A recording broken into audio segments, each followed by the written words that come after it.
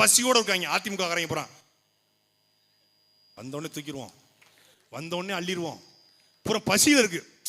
இவங்க 10 வருஷம் இந்த கைதி படத்துல இருக்கிற கார்த்தி மாதிரி இருந்தாங்க. வந்த உடனே பிரியாணி அள்ளி அள்ளி அள்ளி போட்டாங்க. நான் சொன்னேன், டேய் திமுக 10 வருஷமா கைதி படத்தை வர கார்த்தி மாதிரி இருக்கிறான். அவன் 10 வருஷம் ஜெயில இருந்து வந்தாப்புல. இவங்க 10 வருஷம் ஆட்சிலாம் வர்றான். இவன் கையில ஆட்சி போச்சு, பிரியாணிக்கு கிடைச்ச நிலைமை தான் வந்த தமிழ்நாட்டுக்குன்னு சொன்னோம். எவனும் கேட்கல. இப்போ அதிமுக அதே மாதிரி கையெல்லாம் அரிக்குதே, கமிஷன் வாங்கி பழக்கப்பட்ட கை அரிக்குதே, ஐயோ ஒன்னும் பண்ண முடியலையே அப்படின்னு கை அரிச்சிட்டு இருக்காங்க. இந்த கை அரிக்குதுன்னா இன்னொன்னு வருது. இது ரெண்டுமே ஊழல் கட்சின்னு எல்லாருக்கும் தெரியும். இதாவது வந்து ஊழல் கட்சி. இன்னொன்னு வரும்போதே நாங்க ஊழல் வேணான்னு சொல்லல, யாரையும் கொல்லாம ஊழல் பண்ணுங்கன்னு சொல்றோம். அது எப்படி யாரையும் கொல்லாம ஊழல் பண்றது? யாரையும் கொல்லாம ஊழல் பண்ணுங்க. பிளாக் டிக்கெட் வித்து அந்த காசுல வளர்ந்த ஒருவன் இந்த நாட்டு மக்களுக்கு நல்லது பண்ணுவான் அப்படின்னு எப்படிடா நினைக்க முடியும்? லாட்டரி சீட்டு வித்த காசுல 3000 கோடிய மாமனாட்டு ஆட்டையை போட்டு வந்த ஒருத்தனை வைத்துக்கொண்டு இந்த நாட்டுல நல்லாட்சியை தருவோம், நாங்க மாற்றம் கொண்டு வருவோம் அப்படின்னு பேசுறது எவ்வளவு பெரிய வேடிக்கை. ஊருக்கு ஒரு டயலாக் வச்சுக்கிறது. கரூர்னா பசுவிசி கோயில் தான், புதுச்சேரினா வெளியூர் மாதா தான், திருச்சினா காவிரி தான் அப்படிங்கிறது. இப்போ நாளைக்குள்ள ஸ்கிரிப்ட் இன்னைக்கே போட்டாங்க. நாளைக்கு போறாருல, நாளைக்கு ஸ்கிரிப்டை போட்டாங்க. நம்ம எல்லாருக்கும் தெரியும், என் நெஞ்சில் குடியிருக்கும் தோல்லா தோல்லிஸ் நண்பா நண்பிஸ் எல்லாருக்கும் வணக்கம். நம்ம எல்லாருக்குமே தெரியும் நம்ம கட்சியோட கொள்கை தலைவர். அந்த கொள்கை தலைவர் பிறந்த மண்ணு தான் இந்த ஈரோடு. ஈரோடுனாலே நமக்கு தியாவத்து வருது, பெரியார் மண்ணு தான். பெரியார் மண்ணு, பேக்கரியில் நின்று நீ தின்னு பாரு பண்ணு அப்படின்பாப்புல. அந்த ஈரோடு மண்ணில் ஈரோடு நமக்கு இன்னொன்று யாருக்கு வருது, காவிரி தான். காவிரினா 2 வாக்கியால் ஓடுறதா இது ஈரோடுன்னு பேரு. அது மட்டுமா, இது மஞ்சள் நகரம்னு அழைக்கப்படுது, இது ஜவுளி நகரம்னு அழைக்கப்படுது. அந்த ஜவுளி தொழிலாளர்கள் நெசவாளர்கள் இருக்காங்க, அவங்களோட கிட்னியை திருடித்தா இந்த திமுக வைக்குது. என்ன ஸ்டாலின் அங்கிள் கேக்குதா அங்கிள்? அவ்வளவுதான். What bro, this is wrong bro. இதான் ஸ்கிரிப்ட். இத பேசுறதுக்கு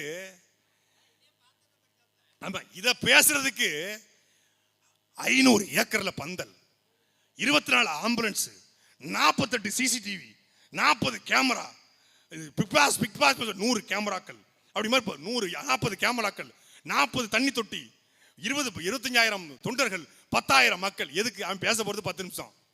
இந்த 10 நிமிஷத்துக்கு கொடுக்கிற பில்டப் 10 நாளா கொடுத்துட்டு இருக்காங்க. என்னத்தை பேசிடுவாரு? நாங்கள் ஆட்சிக்கு வந்தால் ஆத்துமணல் கொள்ளையை, கனிம வள கொள்ளையை, இயற்கை வள சுரண்டலை தடுப்போம். மரியாதைக்குரிய விஜய் பேசுவாரா? பக்காமாஸ் தலைவர் பேசுவாரா? நான் ஆட்சிக்கு வர்றேன், ஊழலை ஒழிப்பேன், ஊழல் செய்த அமைச்சர்களை கைது செய்வேன், ஊழல் செய்த ஸ்டாலினை, உதயநிதி ஸ்டாலினை கைது செய்வேன். உனக்கு ஆண்மை இருந்தா, தெம்பு இருந்தா, துணிச்சல் இருந்தா, உன் உடம்புல ஓடுது தமிழ் ரத்தமா இருந்தா நீ பேசு பாப்போம், பேசு. ஸ்டாலின் அங்கிள் கேக்குதா அங்கிள்? இது இல்லப்பா அரசியல். இப்ப ஸ்டாலின் அங்கிள் சொல்றவரு அன்னைக்கு தலைவா படத்துல டைம் டு லீடுன்னு போட்டாரு. டைம் டு லீடுன்னு போறதுக்கு அந்த அம்மா, ஏய் come to hear, come here, hello hello hello செல்லக்குட்டி இங்க வாங்க அப்படின்னு கொடநாடு. அம்மா எங்கம்மா வரணும்? போயஸுக்கு இல்லை கொடநாட்டுக்கு வா. 400 கிலோமீட்டர்ஸ் பேக் பெயின் தான். வாடா கேட்டுக்கல வா. கேட்டுக்கல கூட்டு போய் காலையில் 6 மணிலேருந்து காத்திருக்காங்க. இப்போ ஸ்டாலின் அங்கிள் அப்போ இப்படி கையை கட்டி நின்ட்டாப்ல. அந்த அம்மா உண்மையிலே அந்த அம்மாவை பாராட்டணுங்க. அது உண்மையிலே ஒரு அயன் லேடி, ஒரு போல்டு லேடி. இந்த பையனை கையாளதுக்கு அந்த அம்மாவால மட்டும்தான் சரியா முடிஞ்சு. ஏன்னா இவனுக்கு இதான் ட்ரீட்மெண்ட் தெரிஞ்சு. 6 மணிலேருந்து சாயந்தரம் 6 மணி வரைக்கும் பார்க்கவே இல்லை. அந்த குளிர்ல ஃப்ரீஸ் ஆகி, ஐயோ மண்டை மேல மண்டை முளைக்க பேதியில போவ அப்படின்னு நின்றுருக்காங்க. 6 மணிக்கு வண்டி எடுத்து வருது, உள்ள இருந்து கார் வருது. வந்து 1.5 கிலோமீட்டர் அந்த அம்மா கார் நிற்கவே இல்லை, அப்படியே போயிருக்கு. பின்னாடியே வந்திருக்காங்க. ஒரு சாலை ஓரமாக நிப்பாட்டு, என்னப்பா உன் பிரச்சனை? இல்லைம்மா அந்த தலைவா படத்துக்கு நம்ம ஆட்கள். சரி போன்னு சொல்றதுக்கு 12 மணி நேரம் காத்திருந்திருக்கான். அப்போ கார் டயர்ல விழுந்திருக்கான். கார் டயர்ல ஓபிஎஸ்க்கு முன்னாடி, எடப்பாடிக்கு முன்னாடி விழுந்த ஒரே ஆள் யாருன்னா பக்காமாஸ் தான்.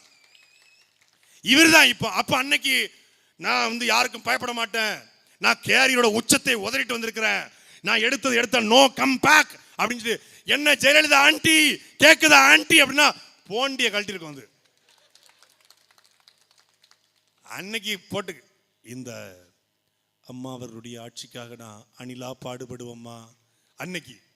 இப்போ அப்படியே டப்புனு என்னடா ஒரு 41 உயிர் துள்ள துடிக்க சாகும் போதும் அந்த களத்தை விட்டுட்டு ஓடி போற ஒருத்தன் எப்படியா மக்களுக்கான தலைவனா இருக்க முடியும் என்ற கேள்வியை ஒரு பைய கேட்கலங்க. ஒரு பைய கேட்ட ஒரே ஒரு ஆளு எங்க அண்ணன் சீமானும் அவன் தம்பிகள் நானுங்களும் தான், வேற எவனும் கேட்கல. துள்ள துடிக்க சாகுது கேட்ட மக்கள் தலைவரா. எல்லாரும் கட்சி ஆரம்பிச்சு தான் வீட்டுக்குள்ள போவாங்க. நாங்க வீட்டுக்குள்ள போய் தான் கட்சி ஆரம்பிச்சிருக்கோம். ஏன் திருட போனீங்களா? வீட்டுக்குள்ள போயிட்டாராம். ஒவ்வொரு வீட்டுக்குள்ள போயிட்டாராம். ஒவ்வொரு வீட்டுக்குள்ளேயும் போனீங்கல்ல, அப்ப செத்து போன 41 வீட்டுக்குள்ளேயும் நீங்க இருப்பீங்கல்ல. செத்து போன எல்லாருக்கும் நான் எல்லாருக்கும் தாய் மாமா மாறினாரு. செத்து போன பிள்ளைகளுக்கும் நீங்க தான் தாய் மாமா. அந்த தாய் மாமாவாக அந்த களத்துல நிக்கிட்டு இருக்கணும்ல, நிக்கல, ஓடி போயிட்டாரு. தம்பி கார்த்தி சொன்னது மாதிரி இறந்து போனவர்களை ரெசார்ட்டுக்கு கூப்பிட்டு வச்சு நலம் விசாரித்த அவருக்கு அனுதாபம் சொன்ன ஒரே ஒரு ஆளு உலகத்துல நம்ம பக்கா மாஸ் கட்சியுடைய தலைவர் தான். உலகத்திலேயே. நான் ரொம்ப சங்கடப்படுறேன். சரி என்ன செய்யணுங்க, கொஞ்சம் வந்துட்டு போங்க, கொஞ்சம் வந்துட்டு போங்க. என்ன செய்யணும்? என்னை கட்டி பிடிச்சி அழுங்க. என் கண்ணீரால அந்த தாய் காலை கழுவணும், கட்டி பிடிச்சி கதறணும் அப்படிங்கிற மாதிரி ரெசார்ட்டு கூப்பிட்டு 41 பேர் காலையும் மாறி மாறி விழுந்திருக்காப்புல. இந்த சின்ன கவுண்டர் படத்து கிளைமாக்ஸ்ல வில்ல விழுவாப்புல, என்னை மன்னிச்சுக்கிடுங்க மாதிரி எல்லார் காலையும் விழுந்திருக்காப்புல. இத மொத்தமா கரூருக்கு வந்து இந்த 41 பேர் உயிரிழப்புக்கு நான் பொறுப்பேற்கிறேன். இனிமேல் என் கூட்டத்துல கர்ப்பிணி பெண்கள், குழந்தைகள், பெண்கள் வராதீங்க. என் கூட்டத்துக்கு வருகிற ஒரு உயிர் போனாலும் என் உயிர் போனது மாதிரி என்று பேசியிருந்தா நீ ஆம்பளை. படத்துல பஞ்சு பேசுறது. நான் ஒரு தடவை முடிவெடுத்துட்டா என் பேச்ச நானே கேட்க மாட்டேன். படத்துல வந்து பாத்தீங்கன்னா சரி எல்லா ஊருக்குள்ள பொறக்க வேணும் பேர புள்ள. படத்துல நிஜத்துல அதே மாதிரி ஒரு பகுதியில் பிறந்து ஒரு குறிப்பிட்ட சமூகத்தில் பிறந்தால் என்பதற்காக வெட்டி கொள்ளப்பட்ட கவின் ஆணவப்படுகளுக்கு ஒரு கருத்தும் இல்லை. மதச்சார்பற்ற சமூக நீதி, அம்பேத்கர் கொள்கை தலைவர், சாதி ஒழிப்பு எல்லாம் பேசுவார். தீப்பந்தம் எடுத்து தீண்டாமை கொளுத்து அதுதானே கருத்து. படத்துல அப்படி ஆற்றுறது. படத்துல நேசத்துல கருத்து இல்ல. கேட்டா கருத்து இல்லைங்கிறது அவருடைய கருத்துட்டாங்க. கொள்கை என்ன? கொள்கை இல்லைங்கிறது அவருடைய கொள்கை. இப்போ மற்ற கட்சியில கொள்கையை கேட்டா கொள்கையை சொல்லுவான். இவன் கொள்கை என்னன்னு கேட்டா கொள்கைன்னா என்னங்கிறான். கொள்கை இருக்கட்டுங்க, கொள்கைன்னா என்னங்க அதை சொல்லுங்க முதல்ல. கொள்கைன்னா என்னன்னு தெரியாதா? அதெல்லாம் தெரியாதுங்க. கருப்பா குட்டையா சுருட்டு பிடிச்சா தெரியுமா? தெரியாதுங்க, தெரியாது. அது மாதிரி தெரியாதுன்ட்டான்.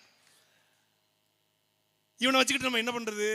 அவருக்கு கூட்டம் கூடுது, மாஸ் வருது, அதனால நாம் தமிழ்ச்சி பேசுறேன். நீ மாசுன்னு பேசல, நீ அரசியல் தூசு, சோசியல் டஸ்ட், அரசியல் குப்பை.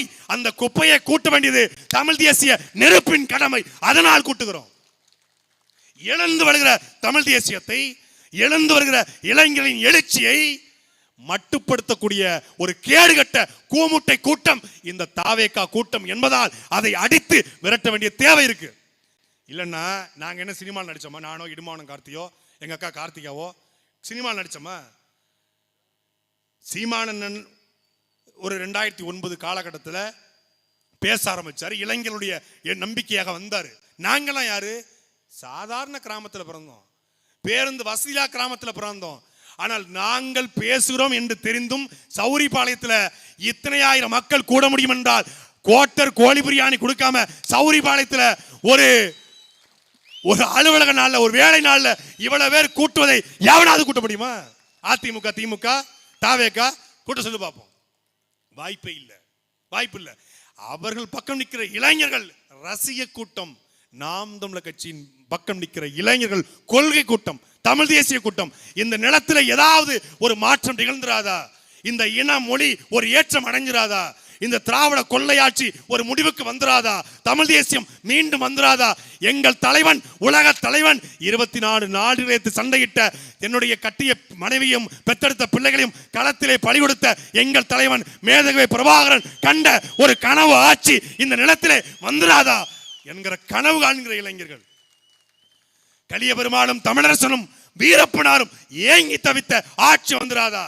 எங்கள் ஐயா வாழும் தமிழரசனாக வாழக்கூடிய எங்கள் ஐயா மணியரசன் கனவு கண்ட ஒரு தமிழ் தேசியம் பிறந்து விடாதா என்ற கனவு காண்கிற இளைஞர்கள் மொழியை முன்னிறுத்தி, இனத்தை முன்னிறுத்தி, தமிழர் பண்பாட்டை முன்னிறுத்தி, தற்சார்பு பொருளாதார கொள்கையை முன்னிறுத்தி வாழும் உரிமை எவருக்கும் உண்டு, ஆளும் உரிமை மான தமிழர் எமக்கே உண்டு என்ற லட்சிய முழக்கத்தை முன்வைப்பதால் நிற்கிற கூட்டம்.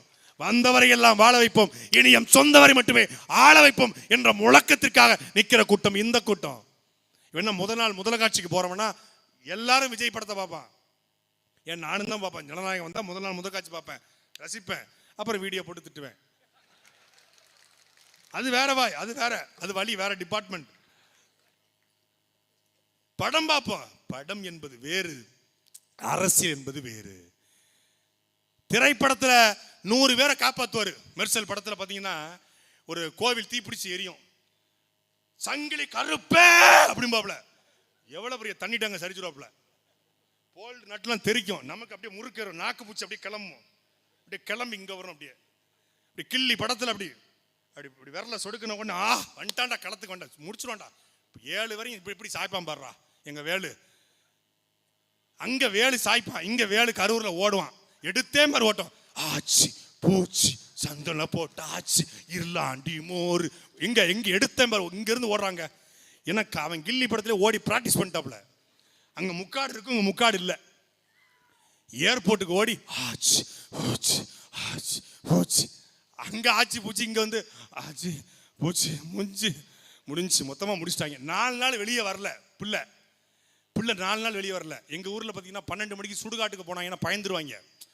பயந்துட்டு பேய் வந்துருமோங்கிற பயத்திலே காய்ச்சல் வந்துடும். பேய் வந்த பயத்துல காய்ச்சல் வந்துடும். அப்ப பேய்னால தான் காய்ச்சல் வந்துருச்சு நினைச்சிருவான். ஆனா அதனால வரல, இவன் பயத்துல காய்ச்சல் வந்திருக்கும். முக்காடை போட்டு உட்காந்துருவாங்க. 12 மணியா, இனி 8 மணிக்கு மேலே வெளியே போக மாட்டாரு. அதே மாதிரி சுடுகாட்டை பார்த்து பயப்படுகிற சின்ன பிள்ளை போல இந்த 41 பேர் மரணத்தை பார்த்து என்ன தெரியுமா நினைச்சுக்க விஜய், உங்களுக்கு தெரியுமா சத்தியம் இது.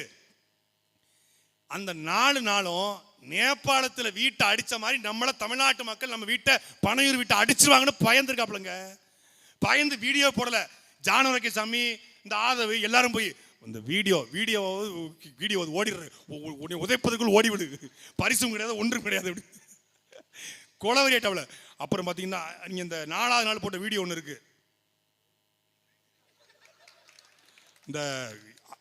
இந்த ஃபைனல் இயர் இந்த லீவ் இருக்கு பாருங்க, ஏப்ரல் மாதம் லீவ் முடிஞ்சு ஜூன் 1ஆம் தேதி ஸ்கூல் திறந்த உடனே எல்கேஜி பிள்ளை ஸ்கூலுக்கு போகும்ல, நீ ஸ்கூலுக்கு போகணுமா போக வேண்டாம்னு பயத்தில் நிற்கும்.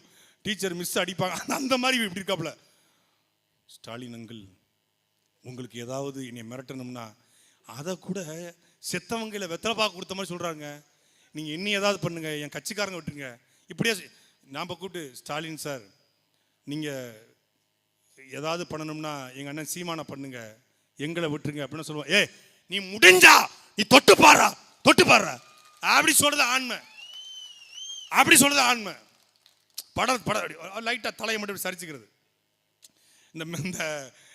இந்த படம் இருக்கு பாருங்க, கத்தி படம் இன்ட்ரோல் பிளாக்ல ஐ எம் வெயிட்டிங், அது மாதிரியே I am waiting CM sir, I am waiting.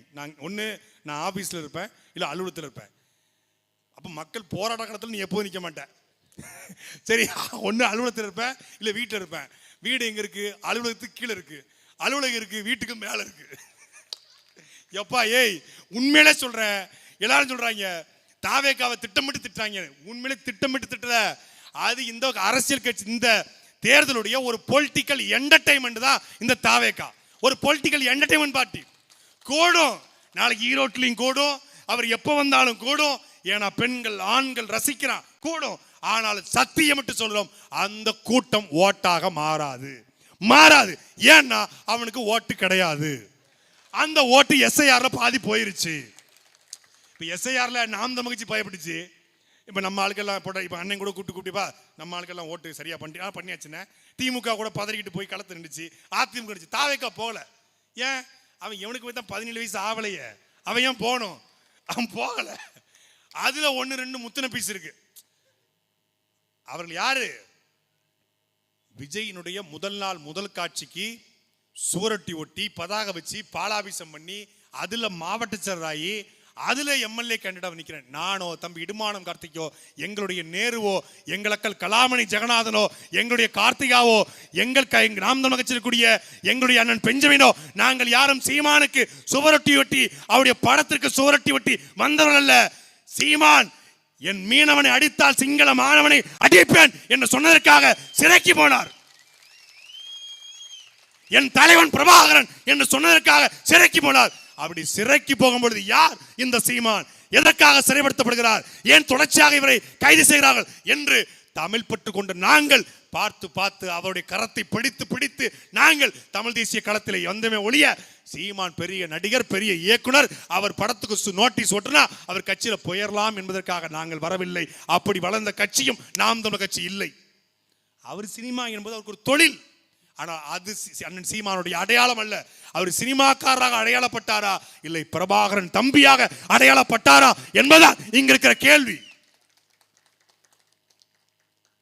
நாங்க தலைவரை எடுத்தோன்னே அவரும் தாயில்லா பிள்ளைகளோட போல, தாயை போல பாசம் காட்டிய தலைவனை இழந்து தவிக்கிற அந்த ஈழத்தமிழுக்கும் நாம உதனுமான இல்லையா, நமக்கு கூட்டணிக்கு வருவாங்களா இல்லையா, அவங்களுக்கு சீட்டு கொடுக்கணுமா, இதெல்லாம் ஒரு பேச்சுன்னு உலகத்துல நம்பிட்டு இருக்காங்க பாருங்க. ஈரோடுக்கு மஞ்சள் ஃபேமஸ் இல்லையா, ஈரோடுனா பெரியார் மண் இல்லையா, இல்லையா, இல்லதான் இவ என்ன செய்யணுங்கிற இருக்கா இல்லையா, ஏதாவது ஒரு முடிவுக்கு வாப்பா. இது ஒருத்தன் ஸ்கிரிப்ட்னு நினைச்சு எழுதி கொடுத்துருக்கான், அதை உட்கார்ந்து ஒருத்தன் பேசுறாங்க மேடையில், அதுக்கு என்ன பேசினாலும் கை தட்டுறாங்க. என்ன பேசினாலும் என்ன பூரம் போட்டான் நான் மக்கள் அரங்கத்தில் போய் உட்கார்ந்துருக்கேன். தம்பி கார்த்தியும் வந்திருந்தான். மக்கள் அரங்கத்தில் நான் வெறிகுண்ட வேங்கையா பாஞ்சு பேசிட்டு இருக்கேன். ஒருத்தன்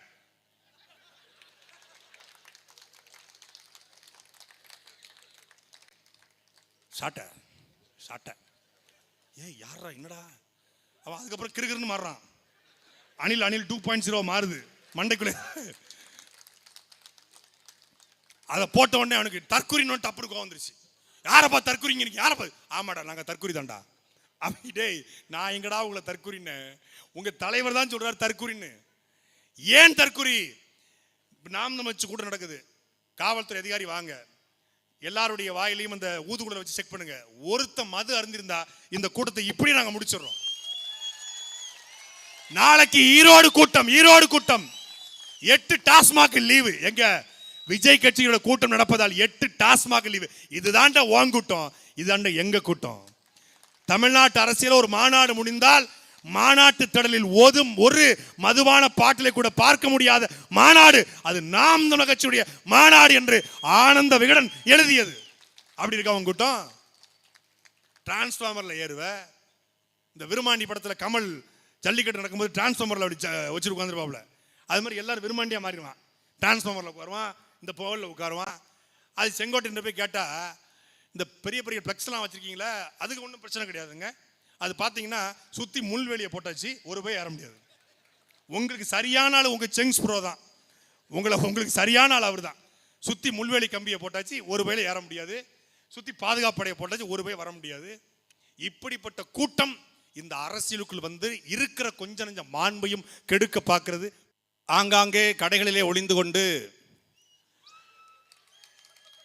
நம்மைத்தான் பேச போகிறார் என்று காலையிலிருந்தே வம்பிழுத்து காத்து கொண்டிருக்கிற உடன்பிறப்புகளுக்கும், நம்மை எப்படியும் 2ஆக புலப்பான் என்று மரங்களிலே அமர்ந்து கொண்டு பார்த்து கொண்டிருக்கிற அணில் குஞ்சுகளுக்கும், எங்களுக்கும் அரசுக்கும் எப்போதும் நல்லெண்ண பாதையை போட்டுக் கொண்டிருக்கிற காவல்துறை உளவுத்துறை பெருமக்களுக்கும், பிரபாகரனின் பிள்ளை சீமானின் தம்பியின் புரட்சிகரமான மாலை வணக்கம். கொட்டுகிற பணியை பொருட்படுத்தாது இந்த இனத்திற்காக ஏதாவது ஒரு பணியை செய்ய வேண்டும் என்று காத்திருக்கிற நாம் தமிழர் கட்சியின் பெருமக்கள் உட்பட அனைவருக்கும் என்னுடைய அன்பு வணக்கம். ஏன் வேண்டும் நாம் தமிழர் ஆட்சி? நாம் தமிழர் கட்சி பத்தி பேசணும் அப்படிங்கிற தாண்டி, ஏன் வேண்டும் நாம் தமிழர் ஆட்சி அப்படிங்கிற தலைப்பை தாண்டி, ஏன் வேண்டாம் திராவிட ஆட்சி அப்படின்னு நேரடியாக வைக்கணும். ஆனா அனுமதி தரமாட்டாங்க. அதனால நான் தான் சொன்னேன், இப்படி வை, நம்ம பேசும்போது அடிச்சு பேசிக்குவோம் அப்படின்னு சொன்னேன். இந்த சிங்கானூர் சட்டமன்ற தொகுதியில் தொடர்ச்சியாக திமுக அதிமுக இந்த இருவரும் கட்சிகள் மாறி மாறி ஆட்சியை பிடித்திருக்கிறது, வென்றிருக்கிறாங்க. ஏற்கனவே திமுக சட்டமன்றத்தில் இருந்தது, இப்பொழுது அதிமுக. இப்படி மாறி மாறி இந்த தொகுதியை அவங்க கைப்பற்றுறாங்க. தென் மாநிலங்களிலிருந்து, ராமநாதபுரத்திலிருந்து, மதுரையிலிருந்து பல்வேறு தமிழர்கள் கோயம்புத்தூரை நோக்கி ஓடி வந்து நாம் இங்கே வந்தால் பிழைத்துக் கொள்ளலாம் என்று நம்பிக்கையோடு வந்தவர்களை காப்பாற்றிய ஊர் இந்த சௌரிப்பாளையம். சௌரிப்பாளையத்தில் தேடி தேடி பார்த்தால் தென் மாவட்டத்தை சேர்ந்த 10 முகத்தையாவது நாம் பார்க்க முடியும். அப்படி யார் வந்தாலும் வாழ வைத்த இந்த மண் இன்றைக்கு தமிழர்களை வாழ வைத்த மண் எந்த அளவுக்கு மாறி இருக்கின்றால், சௌரிப்பாளையத்தில் ஒரு இட்லி கடை போட்டா அது தமிழ ஏரியான்னு தெரிஞ்சுக்கலாம். பானிபூரி கடை போடுற அளவுக்கு தான் சௌரிப்பாளையம் மாறி இருக்கின்றால், அதுவும் ஐயப்பா பானிபூரி ஸ்டால் எந்த அளவுக்கு சௌரிப்பாளையம் மாறிடுச்சு, அவனுக்கு சௌரியமா மாறிடுச்சு அப்படின்னு நம்ம புரிந்து கொள்ள முடியும்.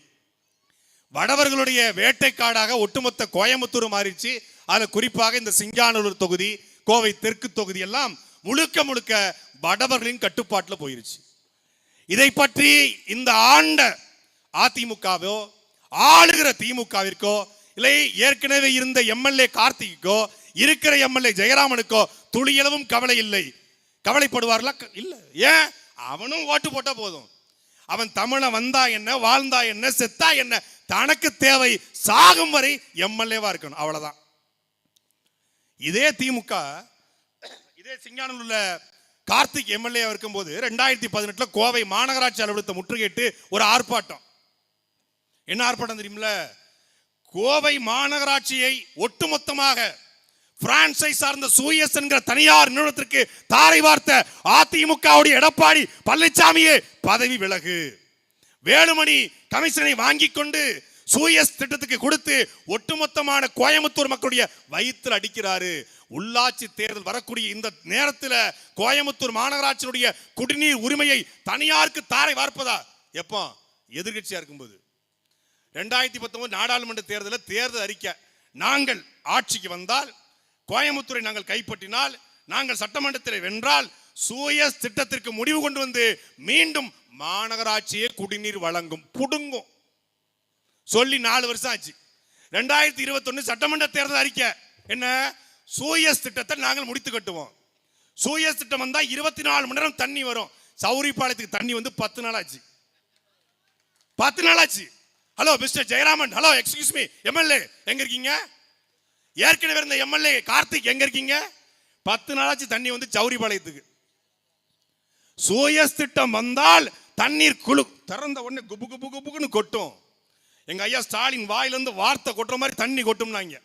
எங்க ஐயா உதயநிதி வாயிலிருந்து திருக்குறளும் அகநானரும் புறநானரும் சரசரன்னு வைக்க போற பிரிச்சா அப்படி வரவு சரசரன்னு வர்ற மாதிரி வானத்திலிருந்து மின்னல் கொட்டுகிற மாதிரி தண்ணி கொட்டும்னாங்க. எங்க கொட்டுது? உலகத்துல, இந்தியா, தமிழ்நாட்டில் இல்ல, கோயம்புத்தூர்ல இல்ல, தமிழ்நாட்டில் இல்ல, இந்தியாவில் இல்ல, உலகத்திலே சுவையான தண்ணீர் அது நம்முடைய சிறுவாணி தண்ணீர். அதுக்கு பிறகு எங்க தாமிரபரணி தண்ணீர்.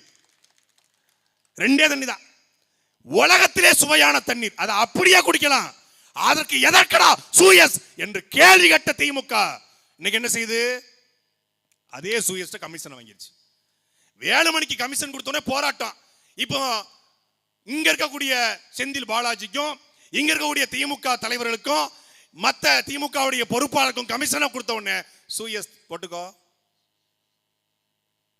அப்போ அதான் தம்பி கார்த்திக் கேட்டார், நீங்கள் வருவதற்கு முன்பாக சொன்ன எதை செய்திருக்கீர்கள், பின்பு வந்து எதை செய்தீர்கள், வந்து எதை செய்வீர்கள்.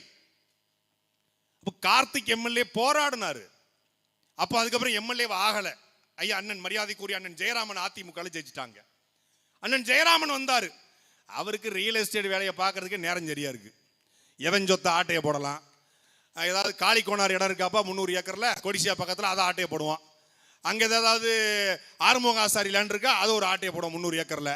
அங்கிட்டு ஏதாவது வேற ஏதாவது பெரிய நிறுவனங்கள் வருதா, அதை ஆட்டையை போடும். ஒரு எம்எல்ஏ ரியல் எஸ்டேட் நிறுவனம் வைத்து ஒட்டுமொத்த கோயம்புத்தூர்ல 10,000 கோடிகளுக்கு மேல தனியார் நிலத்தை அபகரித்த ஒருத்தன் எம்எல்ஏ வந்தா எப்படா இந்த தொகுதி விளங்கும்? எப்படி விளங்கும்? ஆண்மையுள்ள திமுக, அதிமுகவை எதிர்க்கிற திமுக, எடப்பாடி பழனிசாமி எதிர்க்கிற திமுக, அதிமுக விரட்ட வேண்டும், ஒழிக்க வேண்டும் நினைக்கிற திமுக அந்த எம்எல்ஏ மேல வழக்கு போட துப்புல்ல. நாங்க பேசின வழக்கு போடுற கோவை மாவட்ட ஆட்சியர், மரியாதைக்குரிய மாவட்ட ஆட்சியர் இதே எம்எல்ஏ ஜெயராமன் மீது 2023 ஆண்டு கோவை கொடிசியாவில் அரசு நிலம்ங்க, கவர்மெண்ட் லேண்டு, அரசு நிலம் கொடிசியாவில் 500 ஏக்கரை, கிட்டத்தட்ட 120 ஏக்கரை 500 கோடி மதிப்பிலான இடத்தை அபகரித்து விட்டார் என்று மாவட்ட ஆட்சியர் வழக்கு போட்டார். கைது பண்ண முடியல. ஒரு ஃபேமிலி 43 பேர், அந்த ஆறுமுகம் ஆசாரி அப்படிங்கிற ஃபேமிலி, ரொம்ப கஷ்டப்பட்ட ஃபேமிலி, ரொம்ப கஷ்டப்பட்ட குடும்பம். அந்த குடும்பமே ஒட்டுமொத்தமாக மண்ணெண்ணக்கேனோடு மாவட்ட ஆட்சியர் அலுவலகத்தை முற்றுகையிட்டு எங்களுடைய நிலத்தை இந்த சிங்கானூர் சட்டமன்ற தொகுதியினுடைய எம்எல்ஏ ஜெயராமன் அபகரித்துக் கொண்டு எங்களை மிரட்டுகிறார், மீட்டு தாருங்கள், இல்லை எங்களை மண்ணெண்ணெய் ஊத்தி கொளுத்துங்கள் என்று போராடியது. வழக்கு போட வக்கு இருக்கா திமுகவுக்கு? கிடையாது. ஏன்? யாரை எப்படி கவனிக்கணும், விஏஓ, ஆர்ஐ, தாசில்தார், எம்பி, அமைச்சர், பத்திரப்பதிவுத்துறை அமைச்சர் மொத்தத்துக்கும் கமிஷனை கொடுத்துருவாப்ல. ஆளு அதிமுக எம்எல்ஏ, ஆனா எல்லா கட்சிக்கும் காசை கொடுத்துருவாப்ல. எப்படி பேசுவான்? இப்படி மக்கள் பிரச்சனைக்கு போராடாமல் ரியல் எஸ்டேட் நிறுவனம் வைத்து இந்த தொகுதியவே வேட்டைக்காடாக மாத்திருக்கிற எம்எல்ஏக்களுக்கு மத்தியில அதிகாரத்தில் இருந்தால் போராடுவேன், அதிகாரம் இல்லை என்றால் போராட மாட்டேன் இருக்கிற திமுகவுடைய எம்எல்ஏக்களுக்கு மத்தியில, இந்த 2 பேருக்கு மத்தியில இந்த மண்ணினுடைய மகன், இந்த மண்ணை உயிராக நேசித்தனன் சீமானுடைய கரத்தை கைப்பற்றிய தம்பி நேரு அவர்களை இந்த களத்தில் நாங்கள் நிப்பாட்டுகிறோம். பெரும் பூதம், 2 பேரும் பெரும் பூதம், திமுக அதிமுக பெரும் பூதம். இந்த பெரும் பூதத்துக்கு நடுவுல ஒரு சின்ன பையன், 30 வயசு பையன். கற்பனை பண்ணி பாருங்க. இதுல புதுசா வர்ற வேட்பாளர் யாரை போடுறாங்க தெரியுமில்ல? எவன்ட்டு 50 கோடி செலவு பண்ணுவான். திமுக மட்டும் இல்ல, தம்பி 20 கோடின்னு சொன்னாங்க இடுமான கார்த்தி. வேதாரண்யத்தில் வேணா 20 கோடிக்கு செலவு பண்ணுவாங்க. ஆனா இங்க 50 கோடி தம்பி. மார்க்கெட்டு, கோவை மார்க்கெட் 50 கோடி. இந்த தோணியை ஏலம் எடுப்பாங்க பாருங்க சிஎஸ்சிக்கு, அது மாதிரி ஏலம் எடுத்துட்டு இருக்காங்க. 50 கோடி இருந்தா எம்எல்ஏ. என்கிட்டே ஒருத்தர் சொல்றாரு, நீங்க 50 கோடி சொல்லுங்க, நாம் தமிழ் கட்சியில உங்களை எம்எல்ஏ வாக்கி காட்டுறேன். 50 கோடி இல்ல, 5 கோடி தான் நாங்க 234 தொகுதிக்கும் செலவு பண்ணிடுவோம். அப்போ 50 கோடி யார் வைத்திருக்காரோ அவருக்கு தாவேக்கான சீட்டு. அப்ப இது மாற்றம் இல்ல. இந்த 3க்கும் மத்தியில தேர்தலில் நிற்பதற்கு பணம் தேவையில்லை, எங்கள் இனம் போதும் என்ற கோட்பாட்டை முன்வைத்து நாம் தமிழ் கட்சி இந்த களத்தில் நிற்குது. மனசாட்சி தொட்டு திமுக இருக்கக்கூடிய தோழர்கள், அதிமுக கூடிய அண்ணன்மார்கள், ஏன் கம்யூனிஸ்ட், காங்கிரஸ், பிஜேபி யாரா இருக்கட்டும், மனசாட்சி தொட்டு உங்க இதயத்துல கை வச்சு சொல்லுங்க, ஓட்டுக்கு பணம் கொடுக்காமல் ஒத்த ஓட்டு உங்களால வாங்க முடியுமா? இந்திய தேர்தல் ஆணையத்தில் பதிவு செய்யப்பட்ட ஒரு கட்சி ஓட்டுக்கு பணம் கொடுக்காமல் 36 லட்சம் வாக்குகளை வாங்கிய ஒரே கட்சி அது நாம் தமிழர் கட்சி மட்டும்தான். இது தேர்தல் ஆணையமே சொல்லுது. தேர்தல் ஆணையம் ரூல்ஸ் அண்ட் ரெகுலேஷன் போட்டிருப்பாங்கல்ல, அவங்களுக்கு ஒரு கோட் ஆஃப் கான்டக்ட் இருக்கும், ஒரு ரூல்ஸ் அண்ட் ரெகுலேஷன். அந்த ரூல்ஸை ஃபாலோ பண்ற ஒரே கட்சி 30 லட்சம் செலவு பண்ணணும். அதுக்கு மேல ஒரு பைசா சொல்றது ஐயா நோ, நீங்க ரொம்ப டூ மச்சா போறீங்க. 5 lakhsக்கு மேல ஒரு பைசா செலவு பண்ணா என் பெத்த தாய்ட்ட கேளுங்கய்யா. அதான் எங்க ஆளுங்க 5 லட்சத்துக்கு மேல செலவு பண்ண இல்ல பாஸ். ஏன் 5 லட்சம் செலவு பண்ணீங்களா? 30 லட்சம் பண்ண முடியாது. ஏன் இல்ல? சட்டியில் இருந்தா ஆப்பையில வரும். அது எங்க மாமா மகாப்பெல்லாம் 1 லட்சம் தான். பார்டர் தாண்ட மாட்டாப்லையே, அப்படி ஸ்ட்ரிக்டா இருப்பாப்ல. இப்ப மாப்பிள்ள மருமகன் நிக்கிறதுனால கூட ஒரு 2 லட்சம் செலவு பண்ணலாம். அப்படி சிக்கனத்தின் சிகரமா வாழ்வாங்க. அந்த காலத்துல காமராஜர்லாம் சொல்லுவாங்க, அவர் ரொம்ப சிக்கனமா இருந்தாங்க, ரொம்ப இதா இருந்தாங்க. அந்த காலத்துல சிக்கனமா இருந்து இப்போ சிக்கனமா தேர்தல் துண்டறிக்கை தவிர கட்சிக்காரனுக்கு ஐயோ கூடவே வர டீ வாங்கி கொடுக்க வேண்டியிருக்குமோ அந்த மாதிரிதான். டீ சாப்பாடு அது நீயே பாத்துக்க. ஏன்? தேர்தலில் சாமானிய மக்களும் போட்டி போட முடியும். ஒரு ஆட்டோ ஓட்டுநரும், ஒரு பூக்கடை வைத்திருப்பவனும், ஒரு ஜெராக்ஸ் கடை வைத்திருப்பவனும், ஒரு கால் டாக்ஸி ஓட்டுபவனும் இந்த தேர்தலில் எம்எல்ஏவாக களம் காண முடியும் என்பதை இந்தியாவிற்கு காட்டிய ஒரு கட்சி அது நாம் தமிழர் கட்சி. பணம் படைத்த ரியல் எஸ்டேட் அதிபர், பணம் படைத்த பெரும் முதலாளி, 500 ஏக்கர் தென்னந்தோப்பு வைத்திருப்பது மட்டும்தான் இந்த தேர்தலில் போட்டி போடும் என்கிற நிலையை உடைக்கிற கட்சி நாம் தமிழர் கட்சி. அதனால தான் ஏழை எளிய மக்கள், பாமர மக்கள் தேடி தேடி வாக்களிச்சான். ஆட்சிக்கு வந்து 4.25 வருஷம் ஆகுது. 4.25 வருஷத்துல 2021 ஜூன் மாதம் நான் கைது செய்யப்பட்டேன். கைது செய்யப்பட்டு ஜெயிலில் இருக்கும்போது ஜூலை மாதம் 2 மாசம் ஆயிடுச்சு. ஆகஸ்ட் 8 தான் வெளியே வர்றேன். வெளியே வரும்போது ஒரு பேப்பர் உள்ள வந்து தினத்தந்தி படிப்போம். அப்ப தினத்தந்தி படிக்கும் போது ஒரு செய்தி வருது. நாங்கள் சொன்ன வாக்குறுதிகளில் 90 விழுக்காடு நிறைவேற்றி விட்டோம், இன்னும் 10 விழுக்காடு மட்டும் மிச்சம் இருக்கிறது. நான் உண்மையிலே ஜெயில ஆகா நம்ம தான் ஐயா ஸ்டாலினை தப்பா திட்டிப்புட்டோம் போல இருக்கு, இந்த ஆட்சி உண்மையிலே நல்லாட்சி கொடுக்குறாங்க போல.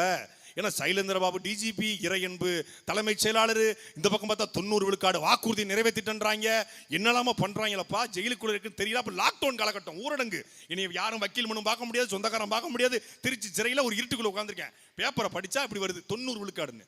வெளியே வர்றேன். திருப்பி 2வது தடவை கைது பாளையங்கோட்டை ஜெயில ஒரு 53 நாள். வடிவேலுக்கு அப்புறம் படிச்சதே பாளையங்கோட்டை ஜெயில தான்டா.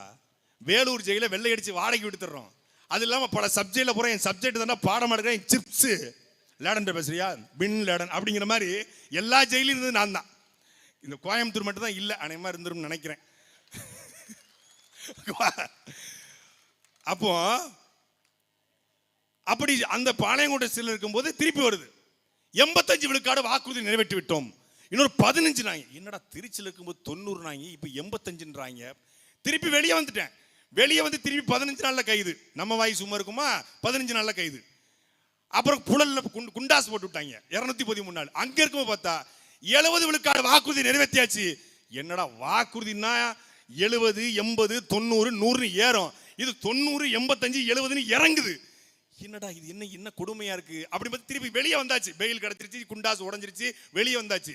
அவரு ஐயா ஸ்டாலின், ஆபா நாங்க சொன்ன வாக்குறுதிகள்ல ஏதோ 1-2 விட்டு போச்சுதா, அதுக்காக நாங்க எதையுமே செய்யணும் அர்த்தம் இல்லையா? எதிர்கட்சிகள் ஏதோ வாய் புள்ளித்ததோ பாகாய் புள்ளித்ததோ என்ற மாதிரி பேசுறீங்களா? நாங்க என்ன சொன்னோம், இளத்தரசிகளுக்கு 1000 ரூபாய் கொடுக்கலையா?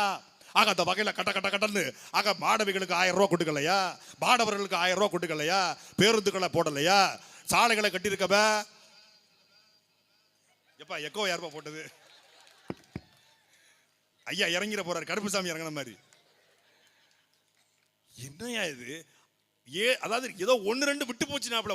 1-2 விட்டு போல ஐயா. அப்பா 1-2 தான் நீங்க செஞ்சிருக்கீங்க. 1-2 என்னது?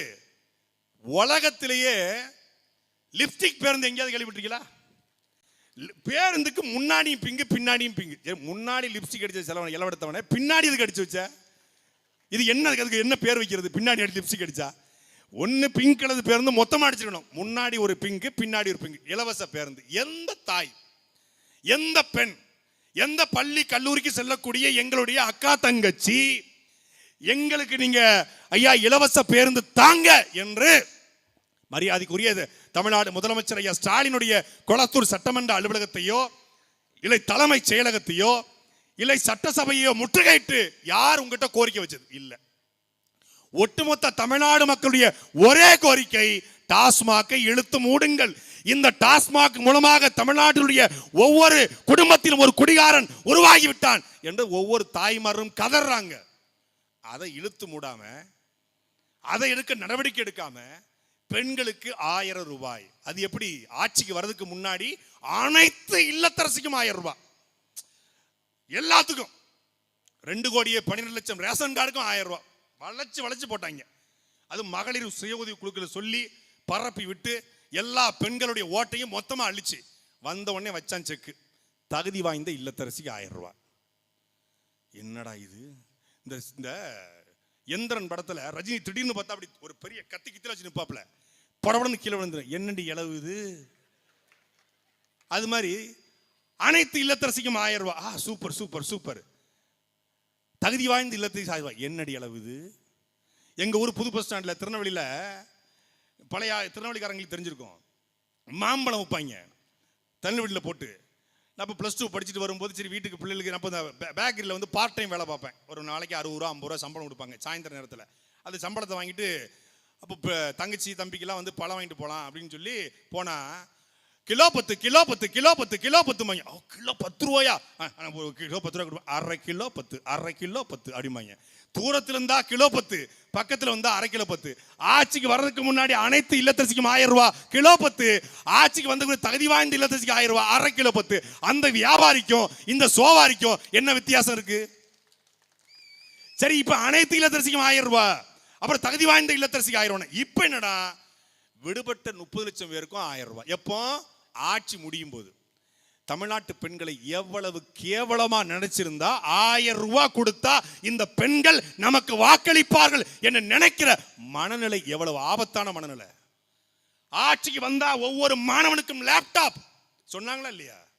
லேப்டாப்பை பத்தி தமிழ்நாட்டுடைய பள்ளிக்கல்வித்துறை அமைச்சர்கிட்ட போய் கேட்கறாங்க. 2021 ஜூன் மாசம், நல்ல ஞாபகம் இருக்கு, ஜூன் மாசம் லேப்டாப் வந்து நம்ம ஆர்டர் கொடுத்துருக்கோம். பட் பல்கா ஆர்டர் கொடுக்கறதுனால அது லெனோவோவா ஹெச்பியா இல்லை அப்படின்னு இது இருக்கு, அதில் ஜிப்பை பொருத்த வேண்டியிருக்கு. ஸோ மேனுஃபேக்சரிங் யூனிட்டை பொறுத்தளவில் நம்ம பண்ணிக்கிட்டு இருக்கோம். அப்படியே கட் பண்ணால் ஜூலை மாதம் ஆகஸ்ட் மாதம் இந்த லேப்டாப் பள்ளி மாணவர்களுக்கு லேப்டாப் பொறுத்தவரை என்ன சிக்கல்னா எந்த பிராண்ட் அப்படிங்கிறதுல நமக்கு குழப்பம் இருக்குது. அந்த பிராண்டை பற்றி நம்ம பேசிக்கிட்டு இருக்கோம், டிஸ்கஸ் பண்ணிக்கிட்டு இருக்கோம். திருப்பி முடிஞ்சது 2022 பட்ஜெட்டை போட்டுறாங்க, திருப்பி 44,000 கோடி போட்டுறாங்க. திருப்பியும் பள்ளிக்கல்வித்துறை அமைச்சர் மரியாதைக்குரிய உதயநிதி ஸ்டாலினுடைய அகில உலக ரசிகர் மன்ற தலைவர் மகேஷ் பொய்யாமலிட்ட போய் கேட்குறாங்க. அவர்கிட்ட போய் கேட்டால் சொல்கிறாரு லேப்டாப்பை பற்றி நம்ம டிஸ்கஸ் பண்ணிட்டு இருக்கோம், அந்த ஜிப் வந்து மொத்தமாக மேனுஃபேக்சரிங் டேய் இப்போ எங்களெல்லாம் பார்த்தா உனக்கு எப்படி இருக்கு? 20 தடவை பேட்டி கொடுத்துருக்காங்க லேப்டாப்புக்காக. 20 தடவை. நீங்க வேணா கூகுளில் போட்டு பாருங்க, இல்ல சும்மா எக்ஸ்ட்ரத்தில் போய் போட்டு பாருங்க, மகேஷ் பொய்யாமலி லேப்டாப் ஸ்பீச்னு போடுங்க. 20 குட்டி குட்டியா வரும். 20 தடவை சிப்பு லேப்டாப் ஷிப்ட் கம்பெனின்னு வந்துட்டு இருக்கும். அதேதான் சேம் கிலோ 10 வந்தா 1/2 கிலோ 10 வந்தா அனைவருக்கும் லேப்டாப் கிலோ 10. அப்புறம் சிப்பு மேனுஃபேக்சர் பண்ணிட்டு இருக்கோம் 1/2 கிலோ 10. வேற ஒன்றும் கிடையாது. இதை விட பெரிய கொடுமை என்ன தெரியுமில்ல? இப்போ ஜனவரி மாதத்திலிருந்து லேப்டாப் கொடுக்கப்படுகிறது அப்படின்னு ஒரு அறிவிப்பு. யாருடைய ஓட்டை குறி வச்சு? மாணவர்கள் அவர்கள் பெற்றோர்களே ஓட்டை குறி வச்சு. இதற்கு பேர் என்ன? இதுக்கு பேர் என்ன? நாங்கள் ஆட்சிக்கு வந்தால் செய்வோம் என்று சொல்லப்பட்ட 100 தேர்தல் வாக்குறுதி திமுக, மரியாதைக்குரிய திமுக மானம், ரோசம், சூடு, சொரண இருந்தால் திமுக இருக்க மாட்டான். அப்படி யாராவது திமுக இருந்தா திமுக தேர்தல் அறிக்கை www.dmk.in அப்படிங்கிற இணைய பக்கத்தில் இருக்கு. முதல் தேர்தல் வாக்குறுதி தெரியுமில்ல? திருக்குறளை தேசிய நூலாக்க வலியுறுத்துவோம். மத்திய அரசு திருக்குறளை தேசிய நூலாக்க வலியுறுத்துவோம். அப்புறம் என்ன? ஊழல் புரிந்த அதிமுக அமைச்சர்களை விசாரிக்க தனி நீதிமன்றம். நல்ல மொல்லமா ரொம்ப வேகமா அமைக்கிறாதீங்க, வலிச்சிட போகுது. அப்புறம் வரிசையா படிங்க. பெட்ரோல் டீசல் விலை 5 ரூபாய் குறைப்போம், கேஸ் மானியம் 100 ரூபாய் குறைப்போம், நடைபாதையில் வாழக்கூடிய மக்களுக்கு நடைபாதையில தனியாக வீடு கட்டி கொடுப்போம். குளு குத்தால அருவில குளிச்ச மாதிரி இருந்துச்சு. அப்புறம் தான் தெரிஞ்சு உள்ள பூரான விட்டு வச்சிருக்காங்க. தேர்தல் அறிக்கையில தேன் ஒழுகும். அதுக்கப்புறம் பாத்தீங்கன்னா சமூக நீதி, சமத்துவம், சனாதனம் என்னெல்லாம பேசுவாங்க. ஆட்சிக்கு வர்றதுக்கு முன்னாடி எல்லாத்தையும் குப்பையில போட்டுட்டு 1000 ரூபாய் இலவச பஸ். இந்த நாளை தவிர காலை உணவு திட்டம், அதுதான் இந்தியாவில் மட்டும் இல்ல, இதை பார்த்து ஆப்பிரிக்காவில் இருக்கக்கூடிய பழங்குடி மக்கள் இருக்காங்கல்ல, அவங்க கொண்டாடிட்டு இருக்காங்க. ஆப்பிரிக்க பழங்குடிகள் வந்து காலை உணவு திட்டத்தை பார்த்துட்டு முதலமைச்சர் ஸ்டாலினுக்கு வாழ்த்து. அதுங்க ஆப்பிரிக்காவில் எங்க? தான்சானியாலன்ட்டாங்க. ஓ, தான்சானியா வரைக்கும் போயிட்டாரோ? நம்ம தான் தப்பா நினைச்சோம் போல இருக்கு ஐயா ஸ்டாலினை. தான்சானியா பழங்குடிகள் ஸ்டாலின் லவ் யூ அப்படின்றாங்க. என்னையாது தான்சானியா பழங்குடி வரைக்கும் நம்மால் ரீச் ஆகிட்டு அப்படின்னு பார்த்து சர்ச் பண்ணி பார்த்தா இப்போ நம்ம ஊர்ல வந்து இந்த கரகாட்டம் ஆடுவாங்க. கரகாட்டம் ஆடும்போது வந்தானோ ஐயா வந்தானோ வந்த நம்மளை குந்தானோ வணக்கம் உள்ள அப்படின்னு பாட்டு பாடிட்டு இந்த கூட்டத்தை மதித்து அன்னார் அவர்கள் 500 ரூபாயை 5000 ரூபாய் கொடுத்திருக்கிறார், அவர் வாழ்க, அவர் குடும்பம் வாழ்கன்னு இது பண்ணுவாங்க. அதே மாதிரி அங்க இருக்கக்கூடிய கரகாட்ட கோஷ்டி ஒன்று இருக்கு, தான்சானியா கரகாட்ட கோஷ்டி. அந்த கரகாட்ட கோஷ்டிக்கு 3000 ரூபாய் பணத்தை கொடுத்து இந்த மாதிரி காலை உணவு திட்டம் சிறப்பான திட்டம், அது உலகத்திலே கிடையாது அப்படின்னு வாழ்த்தி விடுங்கன்னு சொல்லி எவனோ ஒரு அங்க இருக்கிற ஆப்பிரிக்க உடன்படிக்கை பண்ணியிருக்கான். அப்புறம் பார்த்தா நம்மால் ஒன்று பண்ணான், சாட்டை சப்ஸ்கிரைப் பண்ணுங்கன்னு சொல்லி அவன் என் போட்டோவை கொடுத்து ஒரு 3000 ரூபாய் பணத்துக்கிட்டான். அதே டெய்லர், அதே வாடகை எடுத்து வச்சு என் போட்டோ வச்சு ஒட்டுமொத்தமா ஆப்பிரிக்க பழங்குடி பூரா கட்டி பிடிச்சி என்னைய முத்தம் கொடுத்து என் போட்டோவுக்கு ஷாட்டை எடுத்து நாட்டை திருத்து அப்படின்னு அவங்க ஒரு பாட்டை போட்டு இவங்க பண்ண மொத்த என்ன சொல்றது செட்டப் இருக்கு பாருங்க. மொத்த செட்டப்பையும் ஒரே ஒரு 3000 ரூபாய் சுக்கா உடைஞ்சு போச்சு. ஆஹா, எவ்வளவு கஷ்டப்பட்டு கட்டினப்படா, மண்கோட்டையை சரிச்சு விட்டு போயிட்டாங்களே, பேதியில போவேங்கிற மாதிரி முடிச்சு விட்டாச்சு. இப்படி ஆட்சிக்கு வந்து நல்லது பண்ணியிருந்தா நீங்க மக்கள்கிட்ட சொல்ல தேவையில்லை. நல்லது பண்ணவில்லை என்பதால் என்ன? ஊருக்கு பதாக, ஊருக்கு ஊருக்கு வண்டி. இப்போ இந்த காலை உணவு திட்டம், ஏன் காலை உணவு திட்டத்தை கை வைக்கிறாங்க? பெருந்தலைவர், கர்ம வீரர், கிங் மேக்கர் என்று அழைக்கப்பட்ட நம்முடைய தாத்தா, கல்வி கண்டிருந்த காமராஜர், அவர் ஆட்சி காலத்தில், அவர் ஆட்சிக்கு வரும்போது சுதந்திரம் அடைஞ்சு வெறும் 10 வருஷம் தான் ஆகுது. சுதந்திரம் அடைஞ்சு ஒரு 6-7 வருஷம் தான் ஆகுது. அந்த காலகட்டத்தில் வறுமை, பசி, பஞ்சம் கொடுமையா இருக்கு. அதனால பிள்ளைங்க பள்ளிக்கூடத்துக்கு வரல. பள்ளிக்கூடத்துக்கு வர வைக்கணும் என்றால் மதிய உணவு போட்டால் மட்டும்தான் வருவான். பள்ளிக்கூடத்தை திறந்துறாரு, ஆனா பள்ளிக்கூடம் படிக்க மாணவர்கள் வரவில்லை. அதனால என்ன பண்றாரு? பிச்சை எடுத்து மதிய உணவு போடுறாரு, சத்துணவு போடுறாரு. அப்போ மாணவர்கள் வர்றான். அன்னைக்கு சுதந்திரம் அடைஞ்ச காலகட்டத்தில் காமராஜர் மதிய உணவு போட்டார்னா அதுல ஒரு லாஜிக் இருக்கு, அதுல ஒரு நேர்மை இருக்கு. கிட்டத்தட்ட 75 வருஷம் ஆச்சு சுதந்திரம் அடைஞ்சு. திமுக ஆட்சிக்கு வந்து கிட்டத்தட்ட 60 வருஷம் ஆச்சு. நீ 5 முறை ஆட்சி பண்ணிருக்கிற. அன்னைக்கு ஒரு படி அரிசி லட்சியம், ஒரு படி நிச்சயம் இல்லை, 1 ரூபா, 3 படி லட்சியம், 1 படி நிச்சயம் என்று அன்றைக்கு 1967 அண்ணாதுரை முழக்கம் வைத்தார் என்றால் அது சரி. இன்னைக்கும் 1 கிலோ அரிசியை 1 ரூபாய்க்கு வாங்குற நிலைமையில் தான் இருக்கிறது என்றால் 70 வருஷம் நீங்கள் புடுங்கி நட்ட ஆணி என்ன? இந்த கேள்விக்கு மானம் உள்ள திமுக காரன் எவனாவது ஒருத்தர் பதில் சொல்லவா?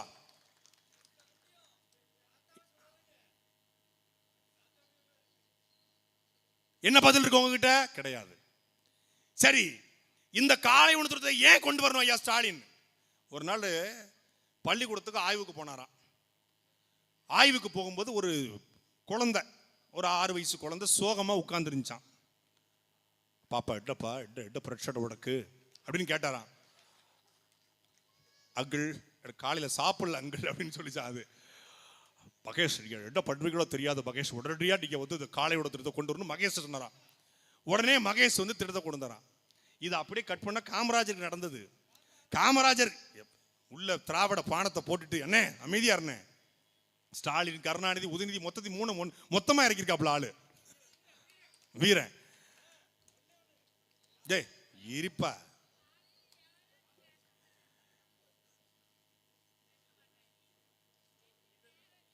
இது ஐயா காமராஜர் நடந்துச்சு. காமராஜர் நடந்தத அப்படியே கட் காப்பி பேஸ்ட் போட்டு ஐயா ஸ்டாலினுக்கு போட்டு விட்டாங்க.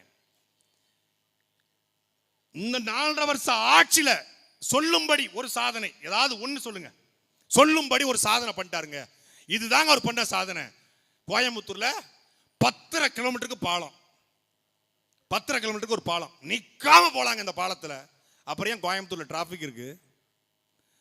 10.5 கிலோமீட்டருக்கு பாலத்துல மேல போலாம், அப்புறம் எதுக்கு போக்குவரத்து நெருக்கடி இருக்கு? பாலம் கட்டினார்கள். பாலம் கட்டி யார் பெயர் வைத்தார்கள்? அவர் வந்து பெரிய விஞ்ஞானின்ட்டாங்க. எங்க அக்கா கார்த்திகா தான் சொன்னாங்கன்னு நினைக்கிறேன். பெரிய விஞ்ஞானியா? என்னங்க கண்டுபிடிச்சிருக்காரு? அதை தாங்க கண்டுபிடிச்சிட்டு இருக்கோம். ஜிடி நாயுடு என்ன விஞ்ஞானி கேட்டா சேவிங் பண்ண பிளேட கண்டுபிடிச்சிருக்காருங்க, கார்ல வைக்கிற பெல்ல கண்டுபிடிச்சாருங்க, டிக்கெட் வைக்கிற மிஷினை கண்டுபிடிச்சாருங்க. இதெல்லாம் வெளிநாட்டில் கண்டுபிடிச்சிட்டான். வெளிநாட்டில் கண்டுபிடிச்சதா அங்கிருந்து வாங்கி கொண்டு இங்க வச்சிருக்காப்ல, பர்ச்சேஸ் பண்ணிட்டு வந்திருக்காப்ல ஹோல்சேல் வியாபாரி. அதை ஜிடி நாயுடு பாலம். உண்மையிலே இது யாருடைய பாலமா இருந்திருக்கணும்? கோவை பகுதி மக்கள், கொங்கு மக்களுடைய ஒட்டுமொத்தமான விவசாய தேவையை பூர்த்தி செய்ய 56 கிலோமீட்டர் கால்வாயை வெட்டிய எங்களுடைய பாட்டன். மறந்து போயிட்டீங்களா?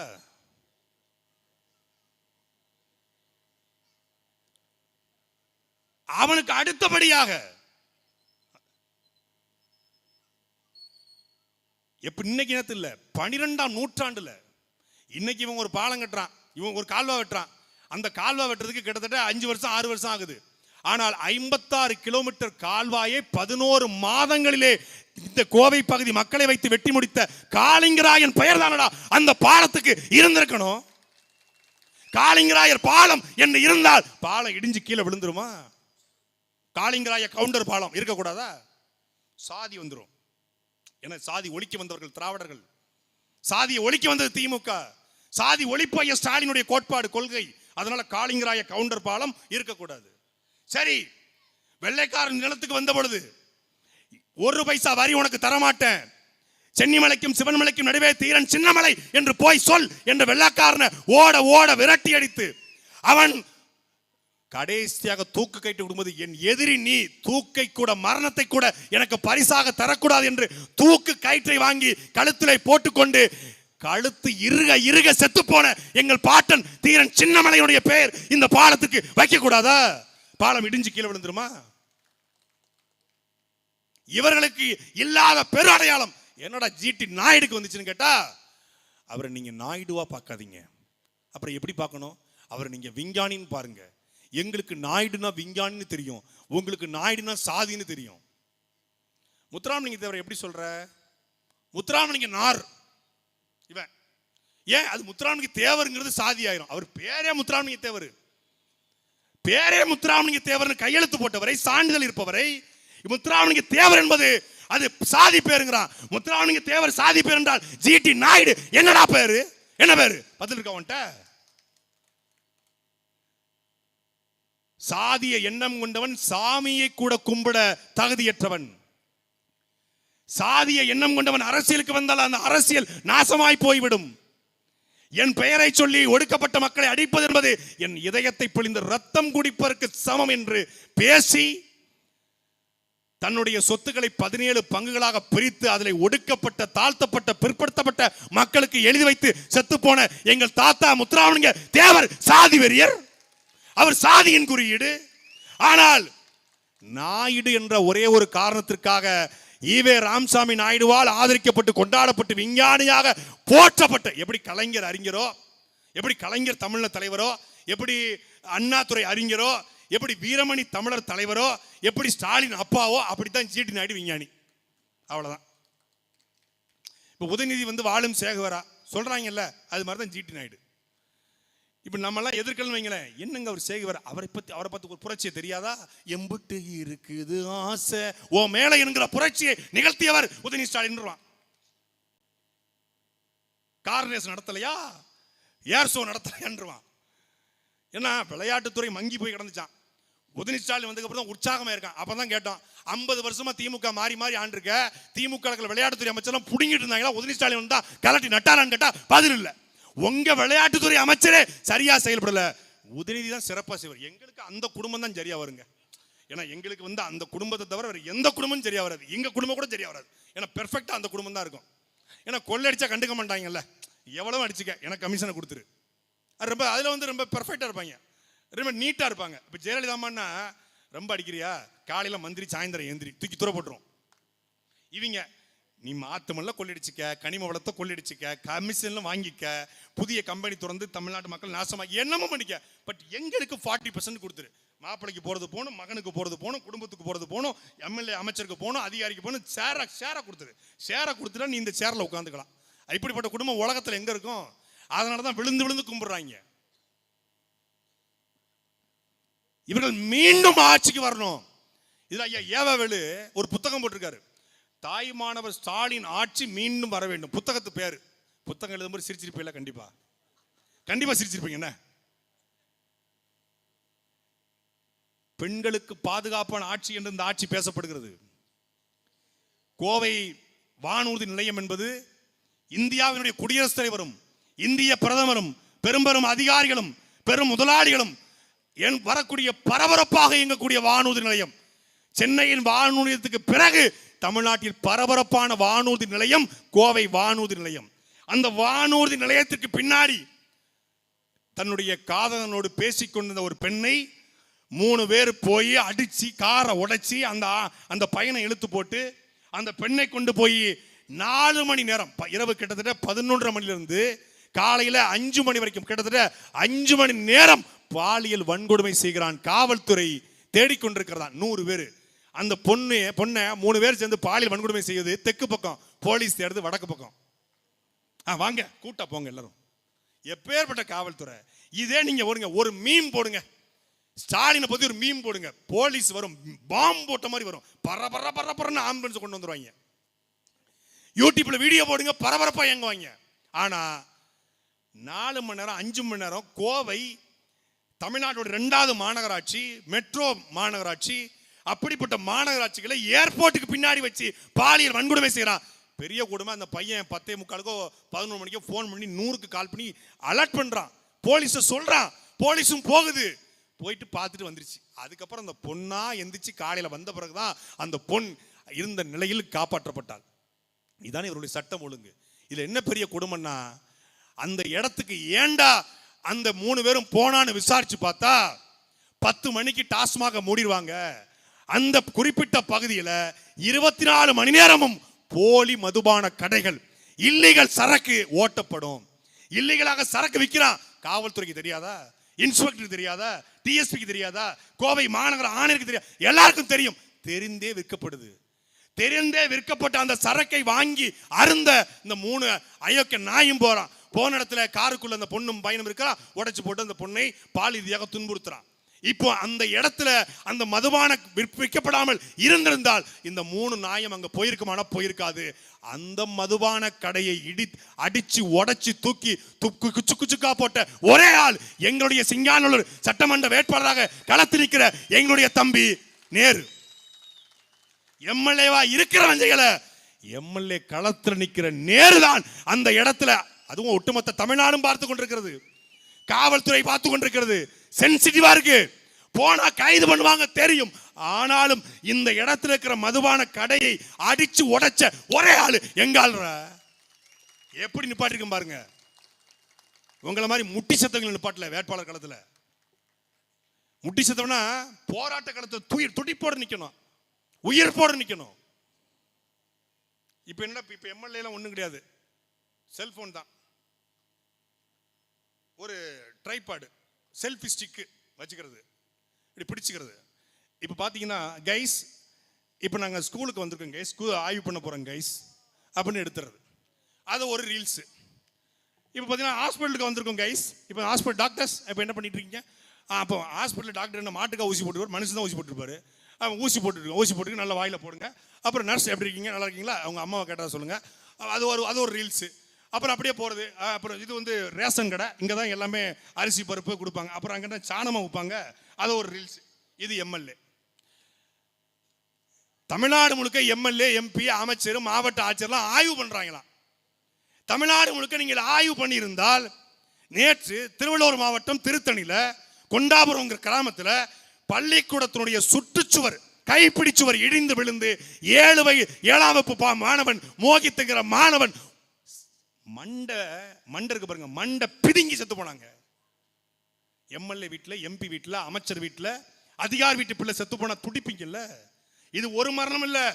இதே Tirunelveli chapter school 2021 December 17, 2025 December 17 Tiruttani, 2021 December 17 Tirunelveli டவுன்ல இருக்கக்கூடிய சாப்டர் பள்ளிக்கூடம், ஒரு அரசு aided school, government aided school. அந்த பள்ளிக்கூடத்துல இதே போல கழிவறை சுற்றுச்சுவர் இடிஞ்சு விழுந்து 3 பேர் செத்து போனா. துறையூர் பக்கத்துல சிங்களாந்தபுரம் அப்படிங்கிற கிராமத்துல பள்ளி மேற்கூரை இடிஞ்சு விழுந்து 9 மாணவிகள் காயம். திண்டுக்கல் பக்கத்துல மாநகராட்சி பள்ளியில பள்ளி மேற்கூரை இடிஞ்சு விழுந்து 5 மாணவிகள் காயம். செங்கல்பட்டு அரசு மழலைகள் பள்ளி படிக்கக்கூடிய பள்ளிக்கூடத்துல 5 வயது குழந்தைகள் இருக்கக்கூடிய இடத்துல பள்ளி மேற்கூரை இடிஞ்சு விழுந்து 5 மாணவிகள் காயம். பள்ளி கல்வி துறையில 50 கோடி 40,000 கோடி என்று ஆண்டுக்கு பட்ஜெட்டை ஒதுக்கி கொள்ளையடிக்கிற கும்பல். ஒரு பள்ளிக்கூடத்தை கூட உங்களால ஒழுங்கா கட்ட முடியாதா? ஒரு பள்ளிக்கூடத்தை.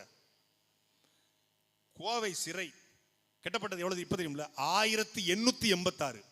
திருச்சி சிறை கட்டப்பட்டது 1882. பாளையங்கோட்டை சிறை கட்டப்பட்டது 1865. 140 வருஷம் ஆச்சுங்க. வெள்ளக்காரன் கட்டிய ஜெயிலு, குற்றவாளிகள் இருக்கக்கூடிய, கொலைகாரர் இருக்கக்கூடிய, அயோக்கியர்கள் இருக்கக்கூடிய சிறை கட்டப்பட்டு 140 வருஷமாச்சு. சின்ன விரிசல் கூட விழாமல் வெள்ளக்காரன் கட்டிய ஜெயில் நிக்குதுடா. நீங்க கட்டிய பள்ளிக்கூடம் இடிஞ்சு விடுது என்றால் அந்த வெள்ளக்காரனை விட மோசமான ஆட்சி இந்த திராவிட கொள்ளைக்காரன் ஆட்சி என்பதை என்னுடைய சிங்கானூர் மக்கள் புரிந்து கொள்ள வேண்டும். பாளையங்கோட்டை ஜெயில சுத்தி ஜெயிலுடைய கட்டடம் இருக்கு. அதுக்கு நடுவுல ஒரு டவர்னு ஒண்ணு உண்டு. தம்பி கார்த்திக் தெரிஞ்சிருக்கும், அவர் அடிக்கடி அங்கதான் போயிட்டு வருவாப்புல, புலருக்கெல்லாம் போயிருக்காப்புல. அந்த டவர்ல ஒரு சின்னதா ஒரு விரிசல், டவர்ல மட்டும், ஏன்னா அடிக்கடி இது பண்றதுனால டவர்ல மட்டும் சின்ன விரிசல் பயன்படுத்தலாம். ஏன்னா விரிசல் விழுந்துருச்சு, பொருட்கள் வைக்க முடியல.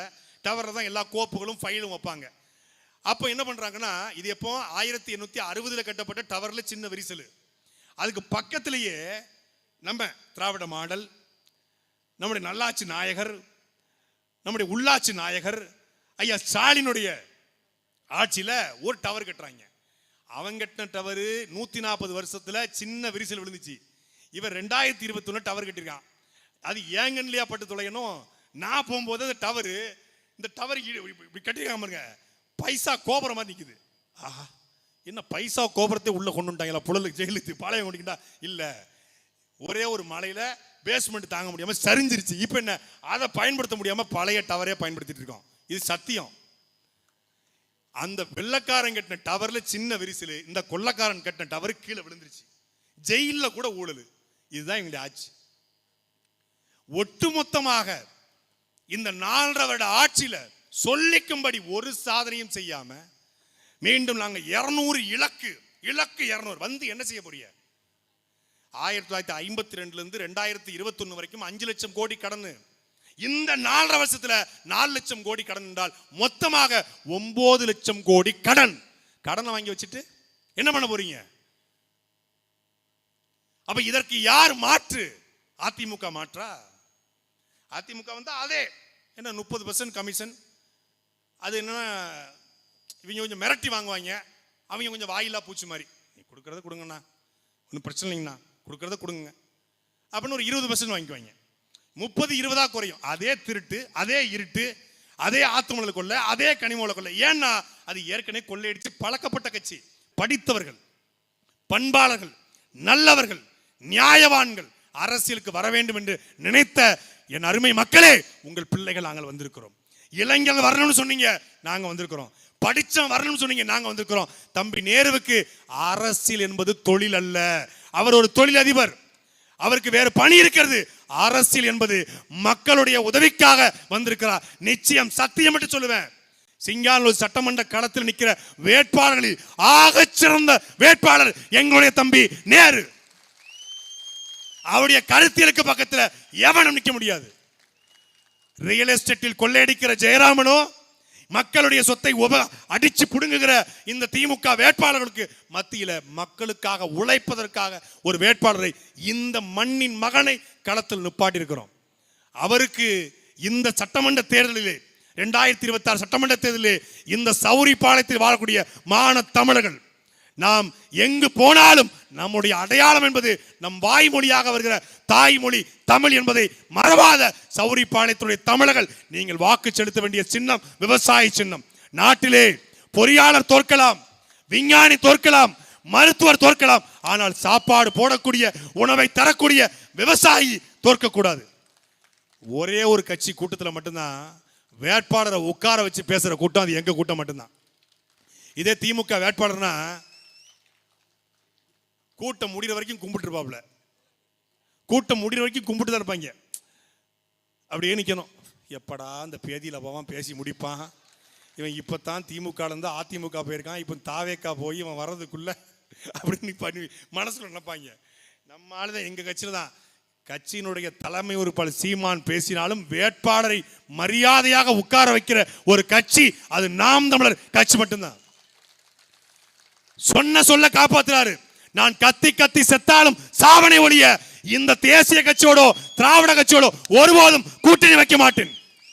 234 தொகுதியிலும் தனித்து போட்டிடுகிற, அப்படி போடுமா திமுக, அப்படி போடுமா அதிமுக, அப்படி போடுமா பாஜக, அப்படி போடுமா தாவேக்கா, ஏற்கனவே ஊழல் செய்த எல்லாரையும் கூட்டு வந்து உள்ள வச்சுக்கிட்டு நல்லது பண்ண போற நிக்கிற அவர்களுக்கு உங்கள் வாக்கா இல்லை. ஊழலை ஒழித்து, லஞ்சத்தை ஒழித்து, பாலியல் வன்கொடுமையற்ற, சாதி மத பேதமற்ற, தீண்டாமையற்ற, மத துவேசமற்ற, ஆத்துமலர் கனிமவள கொள்ளையற்ற ஒரு நிலத்தை படைக்க இருக்கிற நாம் தமிழர் கட்சிக்கு உங்கள் வாக்கா என்பதை மான தமிழர்கள் நீங்கள் சிந்திச்சு பாருங்க. விவசாயியை காப்பாற்ற விவசாயி கடைசி தருவாயில் நிற்கிறான், சாகும் தருவாயில விவசாயி நிற்கிறான். விவசாயம் செத்து போயிருச்சு, விவசாயம் பொய்த்து போயிருச்சு. அந்த விவசாயத்தையும் விவசாயிகளையும் காப்பாற்றத்தான் உங்கள் பிள்ளைகள் நாங்கள் விவசாயி சின்னத்தை தூக்கி கொண்டு இந்த களத்தில் நிற்கிறோம். ஒவ்வொரு முறையும் சாப்பாடு எடுத்து சாப்பிடும் பொழுது நீங்க டாக்டர் நினைக்க மாட்டீங்க, நீங்க இன்ஜினியர் நினைக்க மாட்டீங்க, நீங்க சயின்டிஸ்ட் நினைக்க மாட்டீங்க. ஒவ்வொரு முறையும் சோறு போடுகிற விவசாயத்தான் நினைக்க முடியும். விவசாயி சேத்துல கால் வச்சாதான் நம்ம சோத்துல கை வைக்க முடியும் என்பதை மான தமிழ் மக்கள் உணர்ந்து விவசாய சின்னத்துல தம்பி சிங்கானூர் களத்தில் நிற்கிற எங்களுடைய தம்பி நேரு அவர்களுக்கு நீங்கள் வாக்கு செலுத்த வேண்டும். இன்னொரு தேர்தல் களத்திலே நாம் மீண்டும் சந்திப்போம். நன்றி, வணக்கம். நாம் தமிழர், நாமே தமிழர்.